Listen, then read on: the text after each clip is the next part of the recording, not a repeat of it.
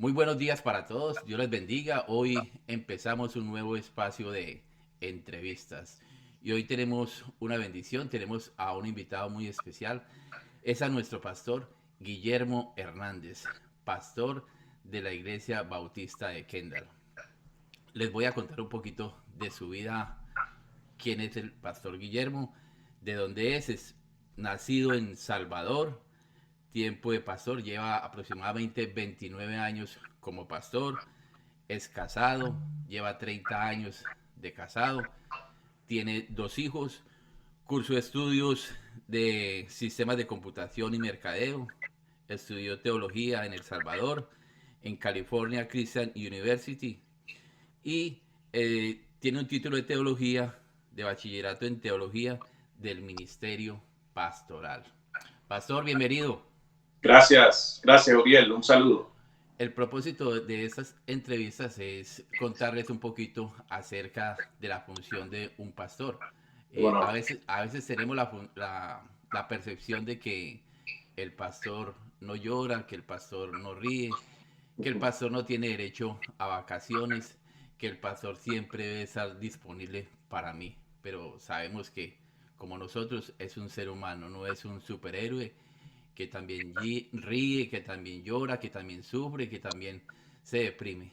Así que bienvenidos. gracias, gracias. Uriel. Pastor, todos empezamos, tenemos un proceso en Ujú. nuestra vida cristiana. ¿Cómo Sí, llegó? Cuéntenos, ¿cómo llegó a los pies de Cristo? bueno, crecí en una familia católica. Somos cuatro en total, cuatro hijos de un solo padre y una sola madre. Crecimos en ese ambiente. Tengo un hermano mayor y tengo dos hermanas mayores. Y obviamente pues sabíamos de Dios, pero no lo conocíamos íntimamente.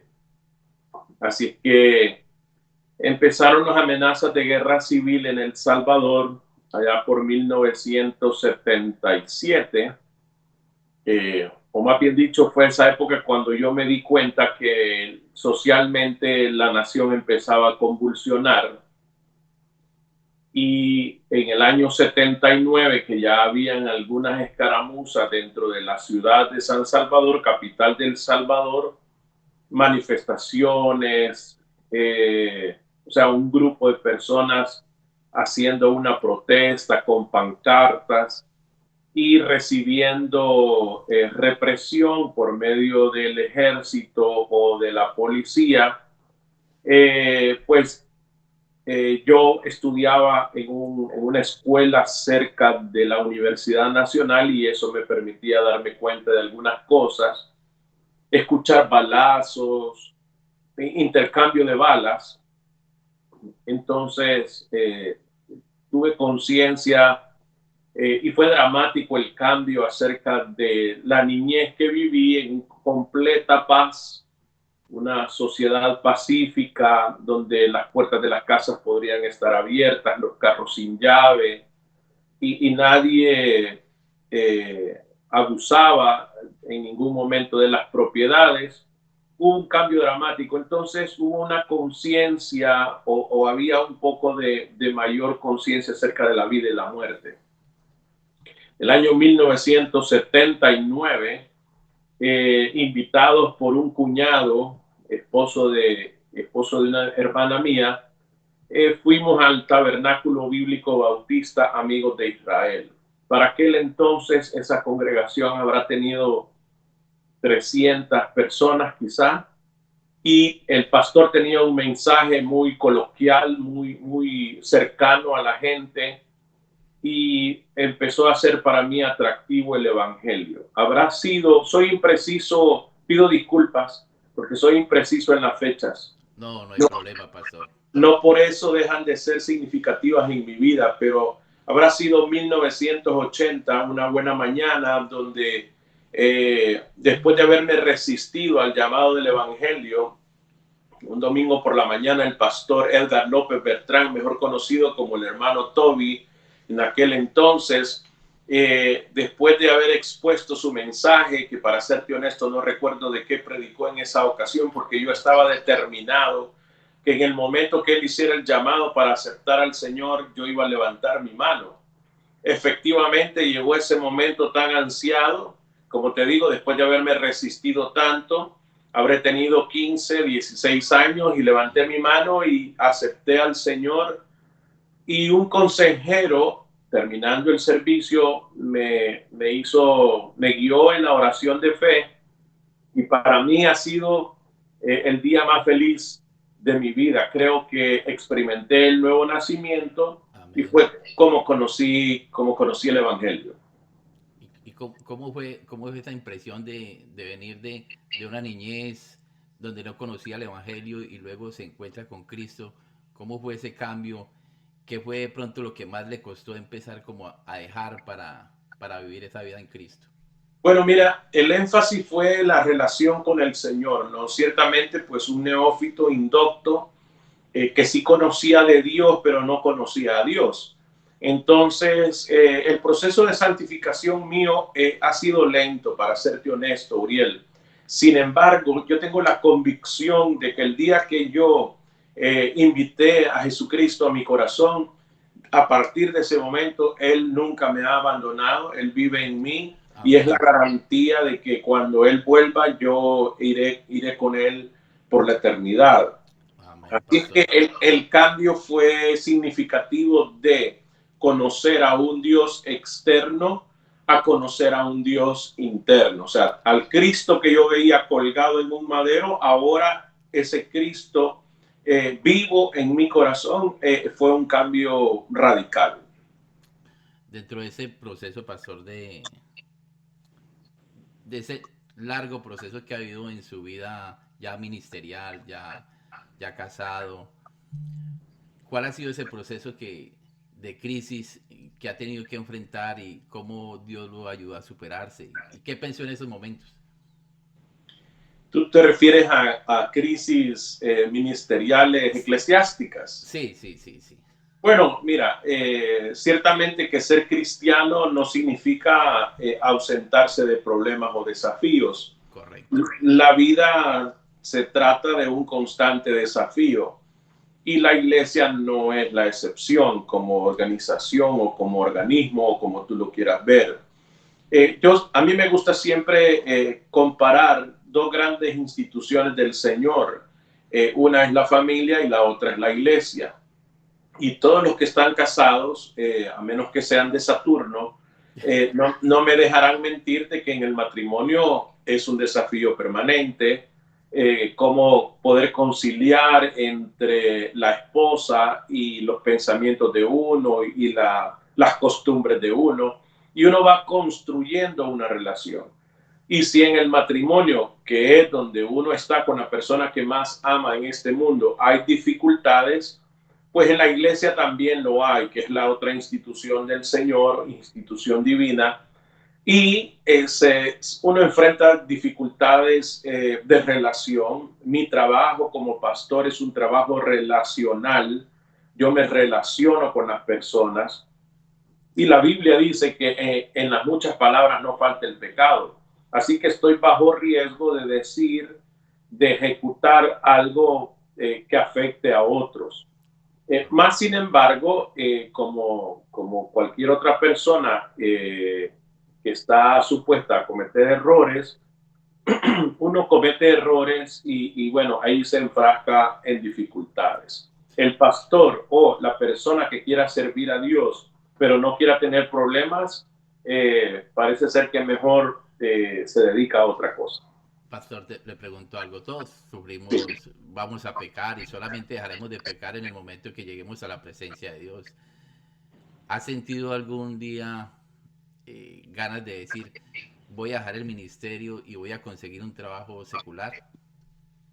Bueno, déjame decirte que el haberme convertido en pastor es una sorpresa, diría yo, tanto para extraños como para propios. No era realmente, pienso de manera personal, que cuando yo estudiaba teología no era un candidato fuerte a ser pastor, puesto que mi conducta era inquieta, no el perfil de santificación ideal. Entonces, pues como que esa inquietud hacía dudar que si yo pudiese ser uno llamado para servir al Señor. Más bien fue al inicio mi resistencia a ese llamado. Al igual que me resistí al Evangelio, recuerdo que el pastor Toby, que le llamábamos así de cariño, él ya falleció, fue mi primer pastor, fue un referente para hacer el ministerio y continúa siendo. Hacía un llamado para que nos involucráramos en el seminario local de la iglesia, el Colegio de Teología del Salvador, y decía, si usted siente un fuerte llamado a servir al Señor, pues póngase de pie y consagre su vida al Señor, etcétera. No, fue otra lucha con las sillas del templo, pero al final pues yo me involucré en el estudio teológico, inicié en el Colegio de Teología de El Salvador y eso me fue dando pautas, además de otras experiencias que por cuestiones de tiempo no te comento porque se va a hacer eterna la entrevista. Mas, sin embargo, posteriormente fui pastor bivocacional. Para los que no saben, el término bivocacional significa que me dedicaba a una profesión y a la vez era pastor. Entonces, yo no quería que me llamaran pastor, me gustaba que me llamaran por mi nombre y aún a la fecha mi nombre es Guillermo Hernández. A mí no me asentaron, no me registraron en el registro civil como pastor Guillermo Hernández. Mi nombre es Guillermo Hernández. Cumple una función muy privilegiada de ser pastor. No tengo problema si alguien no se refiere a mí como pastor y me llama por mi nombre, lo cual me parece bien. Entonces mi resistencia prácticamente fue al inicio. Luego realicé a través del tiempo y a través de las señales que Dios iba mostrando que definitivamente esto era algo que Dios deseaba para mí. Estoy en este momento muy convencido, muy a pesar de, como te dije, de la sorpresa de extraños y propios y mía y de mi parte también, estoy siendo obediente. Creo que esto es lo que Dios me ha llamado a hacer. Amén, pastor. Te pregunto algo, pastor. Dentro de esa vida ministerial, digamos, en la iglesia, hay momentos de tristeza, hay momentos de alegría. ¿Cuáles son los momentos que más le producen alegría dentro del ministerio? Por ejemplo, cuando ve a alguien cómo evoluciona en su proceso, en su crecimiento, en su santidad, y que de pronto le da tristeza de igualmente la pregunta. Bueno, obviamente hay satisfacciones y hay desafíos. Las satisfacciones están en el trabajo pastoral. En mi concepción, es el trabajo de un pastor es hacer que las personas tengan una relación con Dios. Y dentro de la relación con Dios, pues obviamente al igual que uno ve a un hijo crecer, desarrollarse y madurar, y es una gran satisfacción ver a un hijo, en mi caso solo tengo varones, verlos desarrollarse, crecer, de la misma manera cuando yo veo a hermanos que he tenido la oportunidad de guiarles en sus primeros pasos y verlos cómo crecen, tanto así como que he visto desarrollarse no solo de cristianos, sino ya siendo ministros de la palabra del Señor, y que alguien me diga, pastor, ¿usted se recuerda de fulano de tal? Y yo digo, sí, predica mejor que usted. Y eso para mí es una gran satisfacción. Le pregunto algo, pastor. Si no fuera pastor, ¿qué sería? ¿En qué le gustaría trabajar? ¿O qué se vería haciendo? Es algo hipotético. Sí, claro. Fíjate que cuando yo era niño, recuerdo que pasaba el camión de la basura, no sé en tu país, pero en el pueblo natal mío, el camión de la basura era un poco artesanal y entonces para anunciar, ahí no había un programa para a qué hora y qué día recogían la basura, sino que un fulano iba tocando una especie de campana Sí, sí. y anticipaba la llegada del camión de la basura y toda la gente dejaba de hacer lo que estaba haciendo en casa para sacar la basura. Y entonces estos hombres andaban activos, recogían la basura, la tiraban al camión, no era un mecanismo hidráulico para procesar la basura de inmediato, para compactarla, sino que era al aire libre y entonces y ellos se subían y se bajaban al camión y me parecía algo tan divertido que a mí de niño mi aspiración era recoger basura en la ciudad. Entonces, posteriormente veía a los microbuseros, decíamos nosotros, busetas, no sé cómo le llamarán en tu país, Sí, bucetas. busetas. Entonces, había un chofer, un motorista, decimos nosotros, y un cobrador, o sea, un joven que cuando la gente se subía le cobraba y andaba una bolsa con monedas y con dinero y me gustaba ver cómo era de ágil, se bajaba del autobús, se volvía a subir, le decía al chofer cuándo arrancar.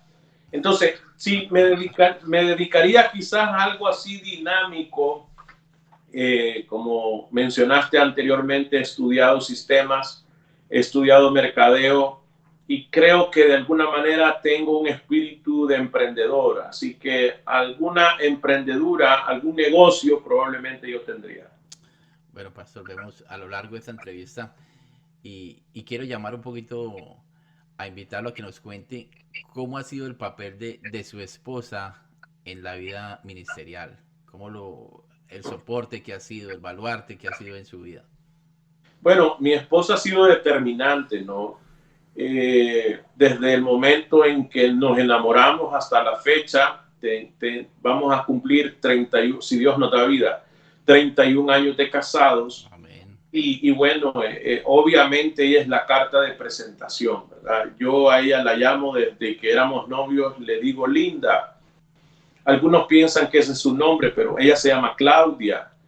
Pero le digo Linda porque me parece la mujer más linda del mundo, ¿verdad? Amén. Así que ha sido determinante, le da estabilidad al ministerio, da testimonio, porque cuando puedo verla sentada en primera fila, escuchando la predicación, la exposición de la palabra de mi parte, es complemento al mensaje, porque el mensaje más largo que un pastor da no es la media hora, 40 minutos que está parado detrás del púlpito, sino es el estilo de vida que uno pueda llevar. Y con esto no estoy diciendo que nuestro matrimonio ha sido perfecto, sin embargo, pues hemos buscado la madurez, la salud en el matrimonio, hemos tenido nuestras diferencias, pero al Señor las gracias, hemos llegado hasta aquí y creo que hemos llegado bastante bien. Pastor, ¿existe algún tipo de comunicación después de un culto donde ella le diga, mira, amor, te faltó esto, te faltó aquello, o lo hiciste muy bien? ¿Hay como una retroalimentación posterior al culto? Sí, claro, claro. Se cuenta la historia de un pastor que llegando la tarde noche, ya estando en su habitación con su esposa, ya en su aposento, ¿no? Ambos ya acostados, el pastor le dice a su esposa, mi amor, estoy cansado realmente, este domingo ha sido muy duro, me tocó predicar 3 veces. Yo también, le dice la esposa, me siento muy cansada, me tocó escucharte 3 veces. Entonces, la esposa escucha, oye, eh, y también deja saber cosas que le parece en las cuales la predicación no luce bien o las imprecisiones. Ya te habrás dado cuenta, soy impreciso en los datos y lamentablemente aún en los datos bíblicos soy a veces impreciso. Y ella me recuerda acerca de los nombres, acerca de las fechas, a veces de las épocas. Y eso para mí es de gran ayuda. Me dice acerca de la postura, acerca del tono de voz, acerca del énfasis o acerca del contenido. Por ejemplo, mis hijos en algún momento me llegaron a decir, papi, ya no cuentes de nosotros, cuenta tus cosas, o sea, ya no nos expongas, ya no dejas conocer nuestras... Y ciertamente que uno aprende a respetar un poco más a las personas, entre ellos mis hijos son dignos de respeto y públicamente pido disculpas cuantas veces los expuse y quizás fue para ellos vergonzoso, aunque para mí era un recurso de ilustración. Pero igual la esposa, a veces uno puede cometer infidencias, puede decir cosas muy íntimas sobre pretexto de darse a entender o haber dejado, porque soy un ser humano, y en la exposición bíblica me voy perdiendo en contar asuntos míos que a la gente realmente no les interesa, les puede entretener, pero la gente ha llegado para escuchar la palabra de Dios y bueno, también ahí podría que me pierda. Y mi esposa es ese filtro donde también me expresa, ¿no?, acerca de qué cosas considera ella en las que puedo mejorar y ha sido de gran ayuda. Amén, pastor. Cambiando un poquito ya de esta entrevista, vamos a hablar un poquito de lo que es la iglesia. ¿Qué es la iglesia, pastor? ¿De quién es la iglesia? Bueno, existe solo una iglesia, ¿no? La iglesia de Cristo. Y la iglesia somos los creyentes, el cuerpo de Cristo. La Biblia lo ilustra, que somos la novia del Cordero, que somos un cuerpo, que somos un edificio. Entonces, la iglesia es la corporación, somos las personas. Yo soy parte de la iglesia.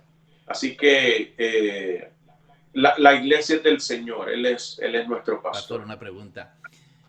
La Sí. iglesia bautista de Kendall, ¿cómo está conformada? ¿Cómo es su sistema de gobierno?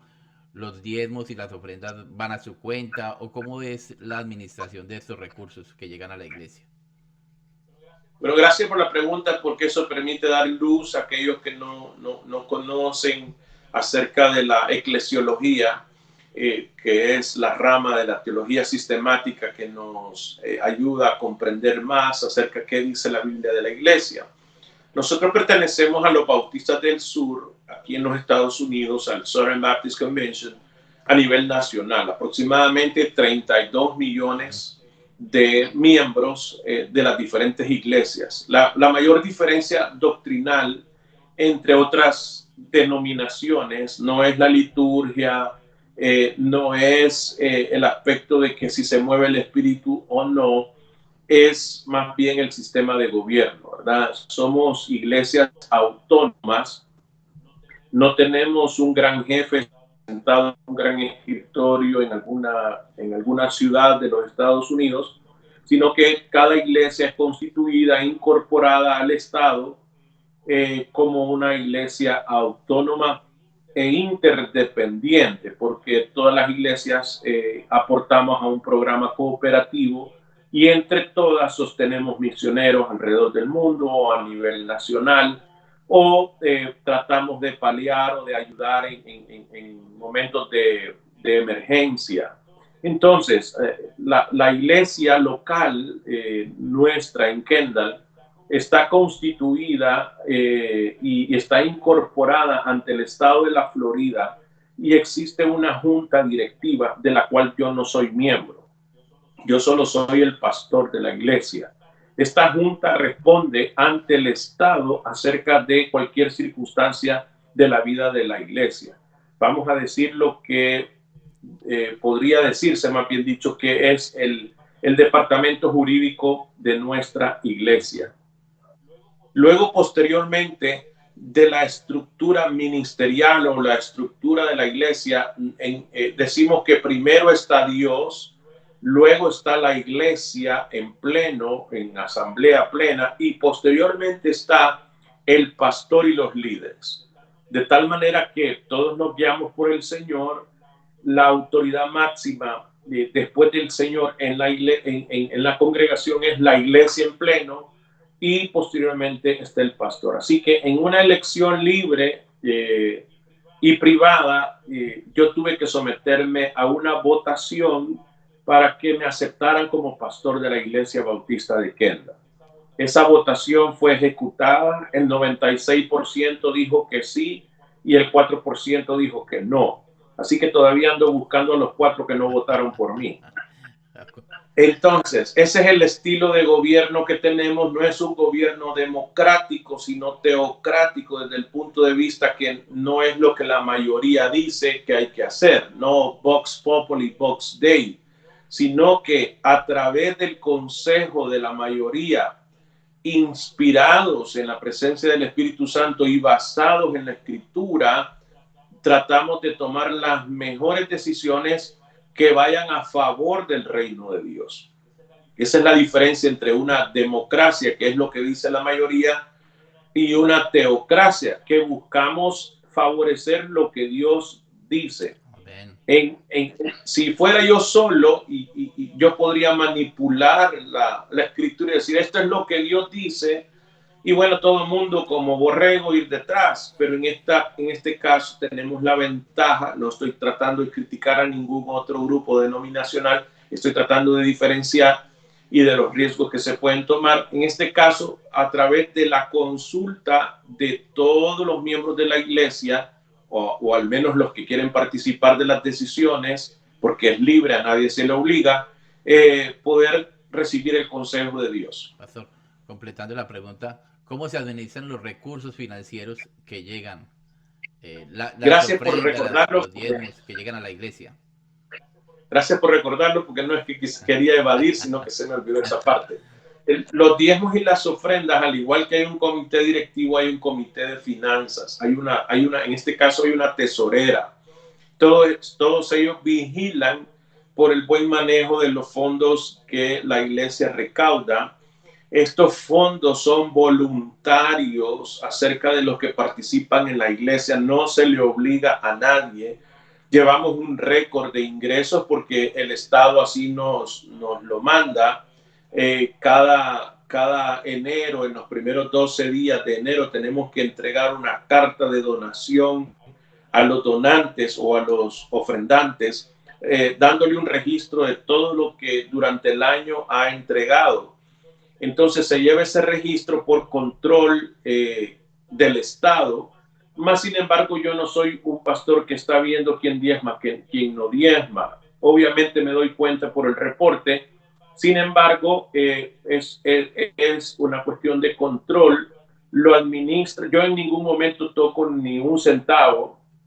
Eso es administrado por la tesorera, la vicetesorera en nuestro caso. Ellos hacen el depósito al banco de una cuenta cuyos miembros son los directivos del comité directivo de la iglesia, o sea, los que nos representan ante el Estado. Y entonces, en este caso, la presidenta del comité directivo está ahí, está uno de los diáconos, está el presidente de finanzas, y de esa manera vamos tratando de manejar. Cada año la membresía aprueba un presupuesto. Dentro del presupuesto obviamente va el salario pastoral. Eso quiere decir que la iglesia, o sea, los miembros de la iglesia deciden cuál es mi salario. Eso es de público conocimiento, o sea, no hay nada escondido. No es que el pastor no se sabe cuánto gana. Aquí sí se sabe porque son los miembros los que deciden cuánto el pastor, cuál debe ser el salario del pastor. Porque si el pastor gana por comisión, que entre más se ofrende, más gano.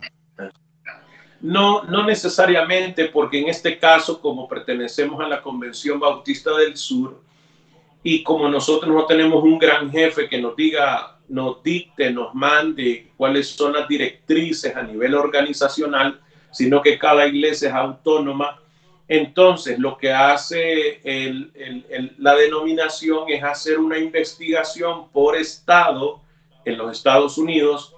¿Cuál es el promedio de salario según el tamaño, según el presupuesto, según la capacidad del pastor, los años del pastor? Y hace una recomendación a la membresía de la iglesia por cuánto más o menos debería de ganar un pastor según el tamaño de la iglesia y otros factores que acabo de mencionar. Así que, pero al final la decisión es de los miembros. Si los miembros le quieren pagar el promedio que gana un pastor de una iglesia al estilo que tenemos nosotros, o si le quieren pagar más o si le quieren pagar menos. Eso es decisión de la membresía de la iglesia, y el pastor también tiene la libertad de decir me quedo o no me quedo en la iglesia. Pastor, una pregunta. Dentro de la Sí, institucionalidad de la iglesia hay un cuerpo de diáconos. ¿Qué tan sí. importantes son los diáconos para el pastor? ¿Cómo se apoya el pastor en esos diáconos para ejercer las labores pastorales? Bueno, Pablo menciona en Filipenses, en sus primeros versículos del capítulo 1, se refiere a los ancianos y a los diáconos. Cuando se refiere a los ancianos, se refiere a los pastores y habla de los diáconos. Entonces, pastores y diáconos hacemos un equipo. Por lo que yo conozco de la Biblia, los diáconos no son un cuerpo gobernante ni son un cuerpo gerencial, son colaboradores a la función pastoral. Así que nosotros tenemos un equipo de diáconos, los cuales aprecio mucho. Son hombres entregados y sus esposas, por supuesto, y muy colaboradores. Así que ellos, como dice Hechos capítulo 6, sirven a la mesa. O sea, se dedican a los asuntos de servicio dentro de la función de nuestra iglesia, y también participan en la sana convivencia, de tal manera que vienen siendo un grupo facilitador. No es que si alguien tiene una dificultad de relación con el pastor, pues se tiene que ir de la iglesia, tiene todavía el espacio para ir ante los diáconos y reportar y decir, hermanos, ayúdenme, tengo una dificultad con el pastor, quiero tener armonía, y los diáconos servir de mediadores. Amén. O el pastor ir a los diáconos y decir, tengo una dificultad con cierto hermano, necesito que me ayuden a conciliar. Qué bueno. Pastor, una pregunta. Muchas personas hoy en día dicen no congregarse porque esbozan argumentos como yo cómo le voy a llevar la plata al pastor, yo hago iglesia, yo oro en mi casa, yo estudio la Biblia en mi casa. ¿Qué responsabilidad debemos asumir nosotros como hijos de Dios ante esas personas que piensan así? ¿Por qué te lo digo? Porque muchas personas dicen, no, yo qué voy a ir a la iglesia si mi vecino todavía tiene esta actitud, si mi vecino todavía tiene esta otra actitud, y veo que no hay cambio en él, entonces yo para qué voy. ¿Cuál es la responsabilidad de la iglesia para este tipo de personas? Bueno, la iglesia es la familia de Dios. Y como tal, pues habemos de todo, ¿no? Hay personas que tienen sus prejuicios, algunas con fundamento, otras sin fundamento, porque tenemos diferentes representantes dentro de la iglesia. La iglesia no es un grupo de perfectos. La iglesia somos un grupo de personas perdonadas por el Señor en continuo cambio. Ese cambio lo produce el Espíritu Santo en cada uno de nosotros, y bueno, también la disposición de cada uno es un factor de ayuda, ¿no? Es catalizador si yo me dispongo a obedecer al Señor. El no pertenecer a una iglesia local va en contra de las enseñanzas de la Escritura. Nosotros procuramos en todo momento basar nuestra fe y nuestra práctica en lo que dice la Escritura.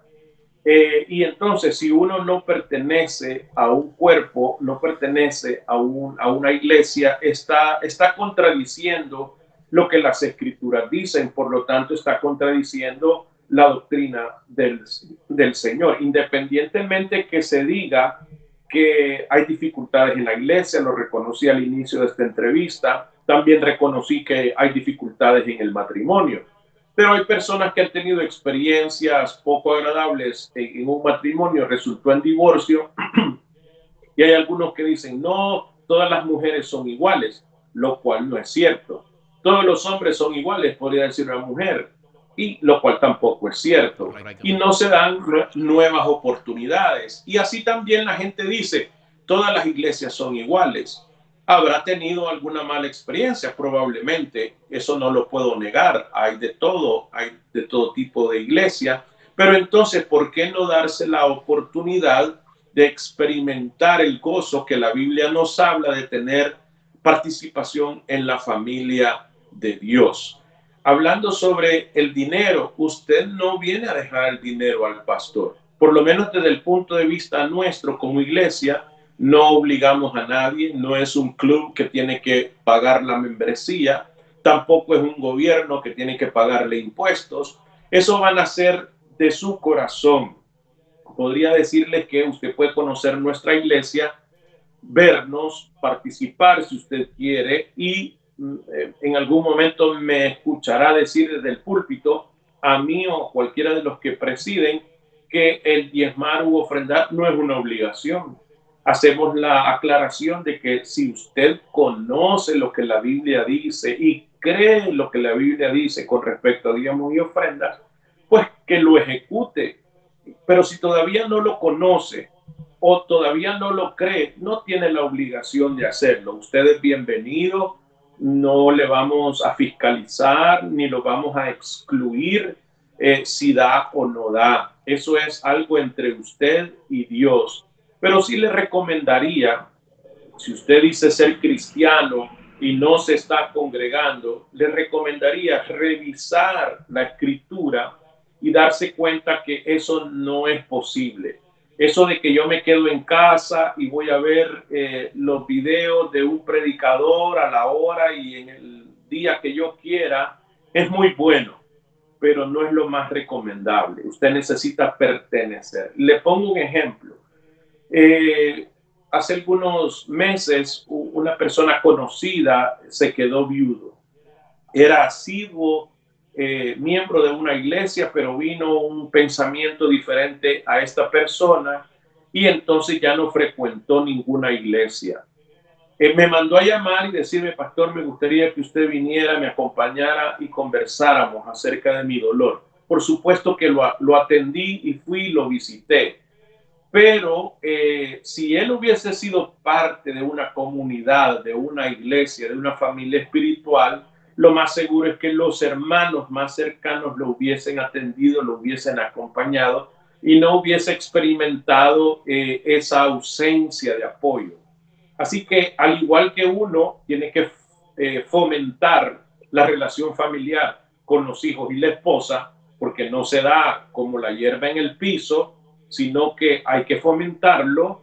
Igual en la iglesia, uno necesita relacionarse con las personas y construir una relación de iglesia. Te hago una pregunta que me da para preguntarle algo, pastor.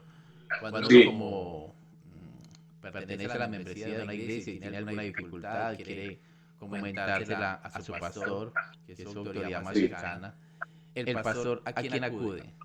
¿Cómo es ese proceso cuando usted de pronto tiene que tomar una decisión y a quién consulta, pastor? Bueno, obviamente que la primera consulta es al Señor, pero no es una consulta, yo diría, y no quiero sonar arrogante, pero un pastor que hasta que se presenta una dificultad va a Dios en oración o a buscar en las escrituras, sería un pastor deficiente porque la consulta debe de ser a diaria, la relación debe de ser a diaria, la alimentación espiritual debe de ser a diaria, de tal manera que cuando vengan las dificultades o vengan las disyuntivas o los desafíos, el pastor tenga capacidad de reacción espiritual. Eso es como ahora. Y nosotros nos alimentamos, comemos, hacemos ejercicio, para que cuando venga una demanda y con respecto a, vamos a decir, salir corriendo por alguna emergencia o levantar alguna cosa pesada, pues no nos tome por sorpresa, porque cuando uno no hace ejercicio, levanta una maceta, macetera, matera, como le quieren llamar, pues ahí viene el dolor inmediato en la espalda baja. ¿Por qué? Porque no había tenido capacidad de reacción. Así que el pastor debe de consultar a diario, debe de estar en comunión con Dios, debe de tener palabra de Dios a la mano, o sea, tener una vida devocional personal. No solamente ir a las escrituras para saber qué voy a hablar el día domingo. O sea, eso es conocimiento indirecto, porque yo leo la escritura para dársela a otro, no para mí. me tengo que alimentar de manera personal. Además de eso, necesito contrastar mis pensamientos con otros colegas. De ahí que nuestra denominación pues fomenta lo que es la asociación o la confraternidad de pastores. Existe aquí en la ciudad la confraternidad, un grupo de pastores de la ciudad, así también como existen las redes. Por ejemplo, yo pertenezco a una red que se llama Send, en inglés Network, o sea, una red, Send Network. Y constantemente tenemos actividades juntos como pastores. Hay temas que se exponen, pero a la vez que se ventilan entre nosotros. Particularmente tengo un grupo de amigos que me apoyan, pastores locales y también remotos, conocidos de hace muchos años, a los cuales puedo consultar y puedo pedirles orientación de una u otra manera. Pero un pastor también necesita rendir cuentas a otros. Okay. Yo le rindo cuentas a la membresía, pero también desde el punto de vista pastor le tengo que rendir cuentas a otros. Sería muy difícil si un miembro de la iglesia viene a mí y viene con dolor y tristeza, y yo también me pongo y le digo, bueno, yo también quiero contarte que tengo problemas con mi esposa, me ha venido a visitar la suegra, y entonces no es lo que está requiriendo la oveja. Entonces, pero eso no significa que yo no tenga con quién expresarme. Debo de ser proactivo y buscar a colegas de mi confianza con los cuales podamos platicar y conversar acerca de nuestros asuntos. Cosas que tengo, quiero aclararlo, sí. Cosas que tengo. Yo tengo amigos, pastores muy queridos, por razones, no lo voy a mencionar, no tendría ningún problema en hacerlo, pero bueno, no es el caso. Pastor, una pregunta. En ciertos espacios hoy se habla mucho de un evangelio de la prosperidad.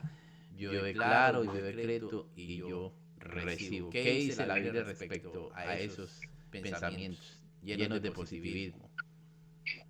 Bueno, Santiago nos dice que lo que ustedes que dicen mañana voy a hacer y voy a ir y voy a prosperar, y dice cuando ustedes no saben qué es lo que Dios va a hacer. Entonces Santiago nos exhorta a que dispongamos nuestra vida delante del Señor, según como Él quiera. Mateo capítulo 6 también nos habla acerca del afán y de lo que tiene que traer cada día. O sea, que el énfasis es día a día. El Señor Jesús también nos enseñó un modelo de humildad, no basado en lo que son los bienes, porque la vida del hombre no es dinero y propiedades, sino que es tener relación con Dios. Pablo también en Filipenses capítulo 4, en su versículo más emblemático, el versículo 13, dice, todo lo puedo en Cristo que me fortalece. Está rodeado, bañado, oxigenado por el contexto económico. Pablo dice, para todo estoy preparado, para vivir en prosperidad como para vivir en necesidad. Entonces, nosotros estamos aquí para promover la escritura, no lo que nosotros pensamos o decimos. De tal manera que el que yo diga algo no tiene ningún peso si no va acompañado del fundamento bíblico. Así que decretar por mi propia boca o declarar no tiene más que mi propio peso. Pero si yo recuerdo, reafirmo la palabra de Dios sin sacarla de contexto, pues la palabra de Dios sí es poderosa. Yo no estoy diciendo que la prosperidad es mala. Dios da a quien Él quiere. Así dice la Escritura, que no es ni del que quiere ni del que corre, sino que de Dios que tiene misericordia. Y yo no tengo ningún problema que gente como tú prospere. Como tampoco me voy a ausentar si tienes una necesidad. Procuramos en la medida de lo posible de acompañar al que llora y nos gozamos con el que ríe, ¿no? Si tienes una casa, una mansión, damos gloria a Dios si tienes buenos carros, como que si no tienes transporte y tienes que recurrir al transporte público, también nos vamos a relacionar con todo tipo de personas. Así que yo diría que eso es un desequilibrio. No me corresponde a mí ir a esas iglesias y decirles, lo que me corresponde a mí es exponer la escritura y en su debido momento, pues, y lo hacemos, lo hacemos. Esas afirmaciones, Pero pastor, parecen como violentar un poquito la soberanía de Dios. bueno, eso es una pretensión humana de todos los tiempos, ¿no? Estábamos mencionando hace algunas semanas acerca de Habacuc y que le preguntaba al Señor hasta cuándo. O sea, bueno, eso es normal. Jonás se enojó con el Señor porque yo sabía que ibas a tener misericordia de este pueblo, por eso es que yo no quería venir. De alguna manera dice el texto. Son reacciones humanas y tienen que ver cómo se han alimentado, cómo se han alimentado. Yo no pondría énfasis aunque sí tiene su responsabilidad, en qué enseñó el pastor de esa iglesia, sino en qué manera ese cristiano ha tenido el deseo personal de investigar y no solamente creerle a la persona que está delante de él, parado detrás de un púlpito, y entonces dejarse llevar por lo que dicen. El que no lee tiene que aceptar lo que le dicen, pero el que lee va a ser crítico positivamente, ¿no? Porque en nuestra iglesia, por supuesto, la gente me escucha exponer la escritura, tiene la escritura en sus manos y es crítica. También tenemos grupos de estudio donde las personas preguntan, no solamente se quedan con el mensaje frío o con el mensaje expuesto, sino que investigan. Así que yo diría que ambas partes tienen importancia, el emisor y el receptor. Tengo yo parámetros para contrastar lo que se me está enseñando. Aquí a todos los cristianos el llamado, estudien la escritura, estudien la palabra, y a los pastores también tratemos de exponer fielmente la escritura. Este es un ejemplo claro de lo que hacía la iglesia de Berea, ¿no? Cada que Pablo les compartía a ellos, consultaban a ver si lo que él les decía era cierto o no. Sí, correcto. Pastor, una pregunta. ¿Cuál es la responsabilidad de la iglesia frente, o cuál es la función, diría yo, respecto al tiempo que estamos viviendo de esta pandemia, de este coronavirus? Bueno, mira, hay gente que critica nuestra fe o bueno, la evalúa. Crítica es evaluar. Y dicen, bueno, ¿y dónde está el Dios sanador del que ustedes hablan? ¿Dónde está el Dios poderoso que cuida? ¿Y por qué cristianos están muriendo de COVID? El ser cristiano no nos inhibe o no es que no nos vamos a enfermar. Como está establecido, dice el autor a los Hebreos, para el hombre, que muera y después el juicio. O sea, nadie dice que haciéndote cristiano, tú eres inmune a las enfermedades. La Biblia nos enseña qué hacer cuando alguien se enferma. El Señor Jesús dijo que los sanos no necesitan médicos. La iglesia no está negando el factor favorable de la medicina. Entonces, nosotros como iglesia promovemos el evangelio y el Señor Jesús lo dijo, mi reino no es de este mundo. Nosotros tenemos la esperanza de gozar vida eterna con nuestro Señor, porque Él dijo que a donde Él esté, nosotros vamos a estar. Por eso fue a preparar moradas, habitaciones, para que donde Él esté, nosotros también estemos. Así que la esperanza de vida aquí en esta tierra, obviamente es limitada. De tal manera que esta pandemia ha venido a demostrar una vez más que los extremistas de la Biblia, o sea, aquellos que dan un mensaje fuera del contexto, se desenmascaran porque están enseñando algo que no es correcto. Y las personas que están valorando acerca de su afiliación o darle seguimiento a nuestro Señor Jesucristo, pues tienen ese factor distorsionador. Pero la iglesia está aquí para acompañar a la comunidad, para decirles hay esperanza en el Señor. En esta vida este cuerpo se descompone, es como un tabernáculo, dice la escritura, o sea, una enramada, una cabaña, no es un edificio estructuralmente firme, sino que es vulnerable. Y así lo diseñó el Señor, y de esa manera entonces nosotros tendremos la oportunidad de vivir eternamente, ya sea en gloria o en condenación. ¿De qué depende eso? De nuestra decisión. Entonces, ¿qué factor o qué función tiene la iglesia ante esta pandemia? En seguir anunciando el evangelio del Señor, en seguir mencionándole a las personas que a pesar del COVID, a pesar de las pandemias, y no solo esta, porque la escritura nos anticipa que van a venir pestes en plural, van a venir más. Me gustaría decirles que de aquí en adelante se termina esto y se acabó el asunto, pero de acuerdo a la escritura vendrán pestes, y esto no va a ser el fin. Van a haber terremotos, rumores de guerras, nación contra nación, o sea grupos étnicos contra otros.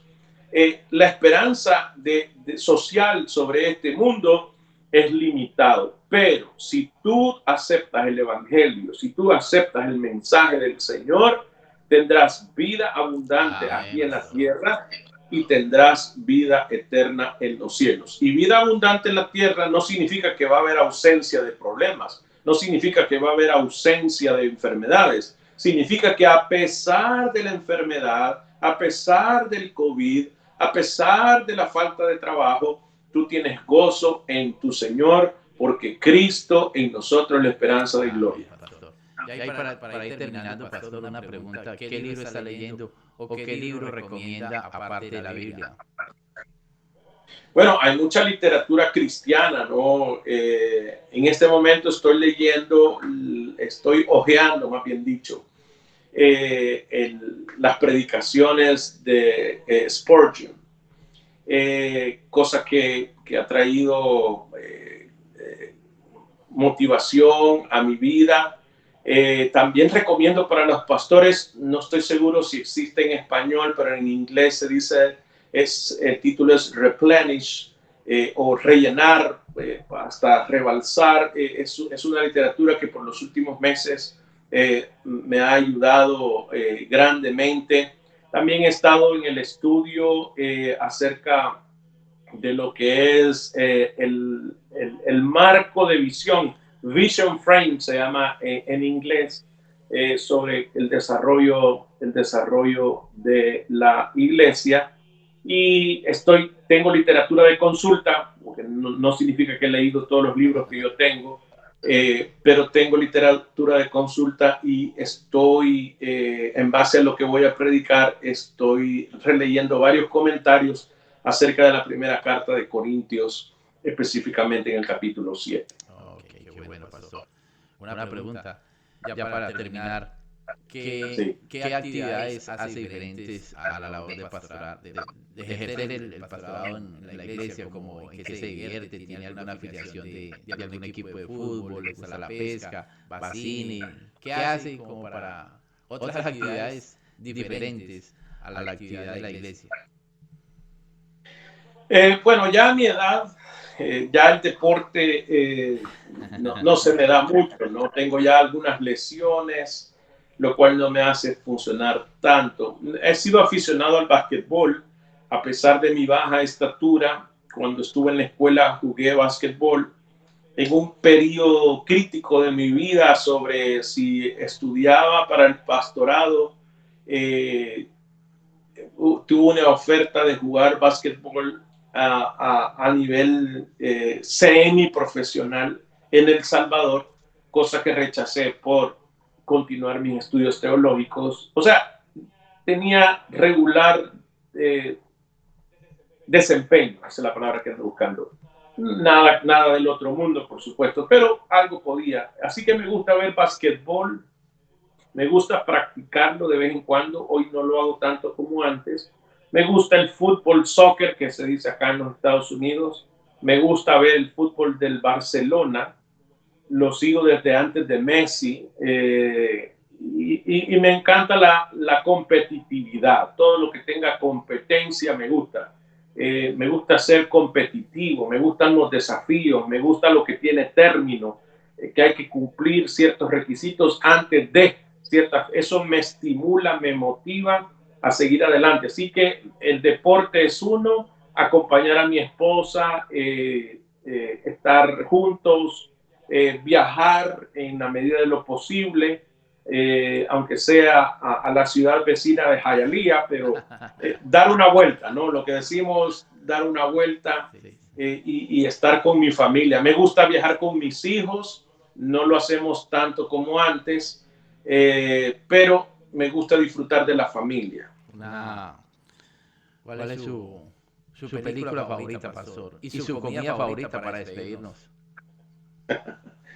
Hay una película que se llama La vida es bella. Esa es mi película favorita, y mi comida favorita es el asado, la carne asada al estilo centroamericano. Y hay un postre que se llama chajá, es un postre uruguayo que si algún día algún oyente quiere quedar bien con este servidor, me puede enviar un chajá. Para los que van a invitar al pastor a su casa, ya saben, les gusta el postre, el chajá y el asado. Así que prepárense. Pastor, quiero decirle muchas gracias por tu tiempo, qué bendición, y nos deja cosas muy claras. Espero una segunda invitación. Ok, muchas gracias. Pastor, Dios le bendiga por tu tiempo. Gracias. Gracias a ti. Bendiciones a todos.